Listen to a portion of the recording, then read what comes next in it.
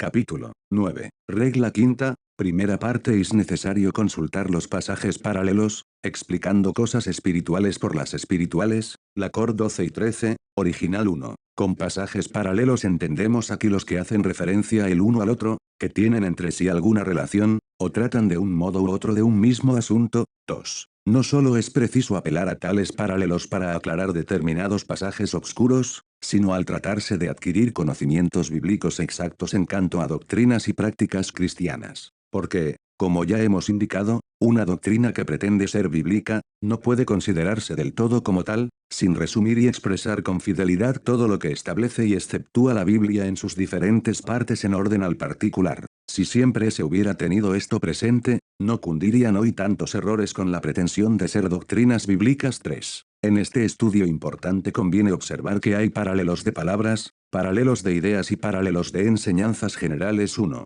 Paralelos de palabras. En cuanto a estos paralelos, cuando el conyunto de la frase o el contexto no bastan para explicar una palabra dudosa, se procura a veces adquirir su verdadero significado consultando otros textos en que ocurre, y otras veces, tratándose de nombres propios, se apela al mismo proceder para hacer resaltar hechos y verdades que de otro modo perderían su importancia y significado. Ejemplos. Un grado en Gálatas 6 y 17, dice Pablo, traigo en mi cuerpo las marcas del Señor Jesús. ¿Qué eran esas marcas? Ni el conjunto de la frase, ni el contexto nos lo explica. Acudamos, pues, a los pasajes paralelos. En 2 Cor 4 y 10, hallamos, en primer lugar, que Pablo usa la expresión de llevar la muerte de Jesús en el cuerpo, hablando de la cruel persecución que continuamente padecía Cristo, lo que nos indica que esas marcas se relacionan con las persecuciones que sufría. Pero más luz alcanzamos por 2 Cor 11 y 23, 25, donde afirma el apóstol que había sido azotado 5 veces,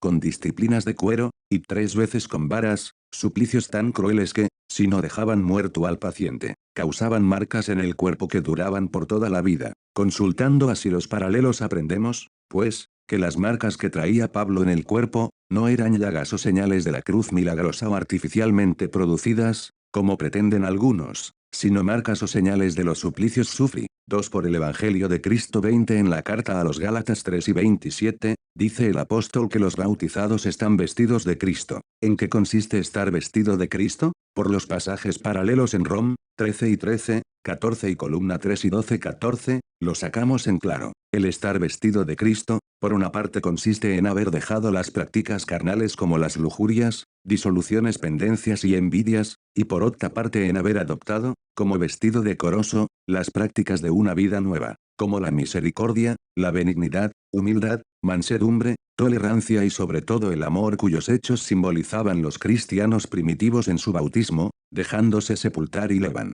en señal de haber muerto a estas prácticas mundanas y de haber resucitado a esa vida nueva, con sus correspondientes prácticas nuevas. Así es como, consultando los paralelos, aprendemos que el estar vestido de Cristo no consiste en haber adoptado tal o cual túnica o vestido sagrado, sino en adornos espirituales o morales propios del cristianismo sencillo, santo y puro. 1 Pedro 3, 3 a 6, 30 Según Hechos 13 y 22, David fue un varón conforme al corazón de Dios. ¿Querrá la Escritura con esta expresión presentarnos a David como modelo de perfección? No, porque no calla sus muchas y graves faltas, ni sus correspondientes castigos. ¿Cómo y en qué sentido, pues, fue varón conforme al corazón de Dios? Busquemos los paralelos. En 1 Samuel 2 y 35, dice Dios, me suscitaré un sacerdote fiel que haga conforme a mi corazón, de lo que resulta, tomando todo el pasaje en consideración, que David, especialmente en su calidad de sacerdote rey, obraría según el corazón o voluntad de Dios. Esta idea se halla plenamente confirmada en el pasaje paralelo del capítulo 13,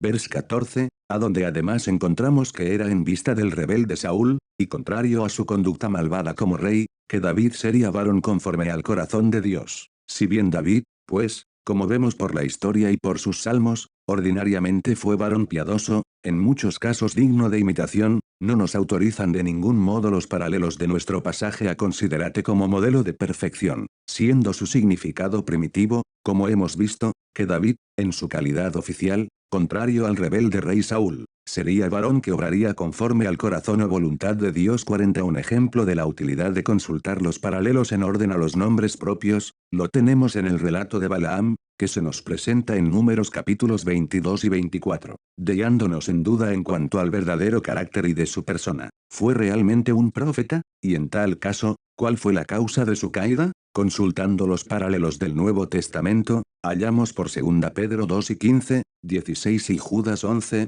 que fue un pretendido profeta que obraba llevado por la pasión de la codicia, y por Apocalipsis 2 y 14, que a sus instigaciones Balac hizo caer a los israelitas en un pecado tan grande que les costó la destrucción de 23,000 personas 50. Conviene observar también que por este estudio de paralelos se aclaran contradicciones aparentes. Según Primera Crónicas 21 y 11, por ejemplo, ofrece Gad a David, de parte de Dios, el castigo de 3 años de hambre, y según 2 Samuel 24 y 13, le pregunta Gad si quiere 7 años de hambre. ¿Cómo puede preguntarle si quiere 7 y al mismo tiempo ofrecerle 3? Sencillamente porque por el paralelo de 2 Samuel 21, 1, comprendemos que en la pregunta toma Gad en cuenta los 3 años de hambre ya pasados, con el que están pasando, mientras que en el ofrecimiento de los 3 años, solo se refiere al porvenir 60. Atención. Al consultarse esta clase de paralelos conviene proceder como sigue, primeramente buscar el paralelo, o sea la aclaración de la palabra obscura en el mismo libro o autor en que se halla, luego en los demás libros de la misma época y,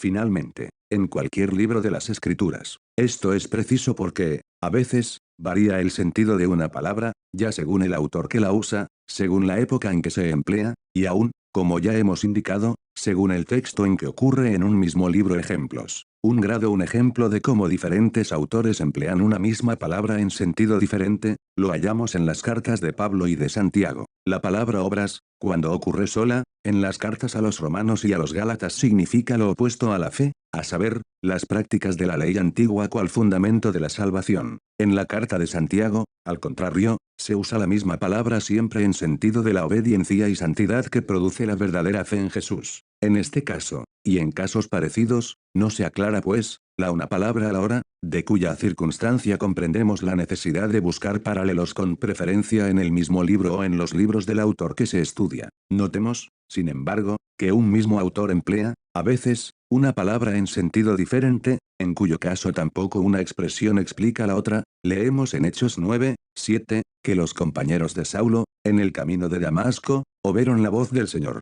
y en el capítulo 22, 9 del mismo libro, que no oyeron la voz. Es el caso que entre los griegos como entre nosotros, la palabra oír se usaba en sentido de entender, oyeron, pues, la voz y no la oyeron, es decir oyeron el ruido, pero no entendieron las palabras. Del mismo modo distinguimos entre ver y ver, como lo hacían los hebreos, usando la palabra en sentido diferente. Así, leemos en Génesis 48, 8,10, que Israel vio los yos de José, y, acto seguido, que estaban tan agravados de vejez sus ojos que no podía ver, es decir, los vio confusamente, pero no les podía ver con claridad, siendo necesario para ello ponérselos cerca, como también dice el contexto. Búsquense, pues, los paralelos, con preferencia y en primer lugar en un mismo autor, pero no se espere, ni en tal caso, que sirvan siempre de paralelos todas las expresiones iguales. 20 Prueba de cómo puede variar el significado de una palabra según la época en que se emplea, la tenemos en la palabra arrepentirse.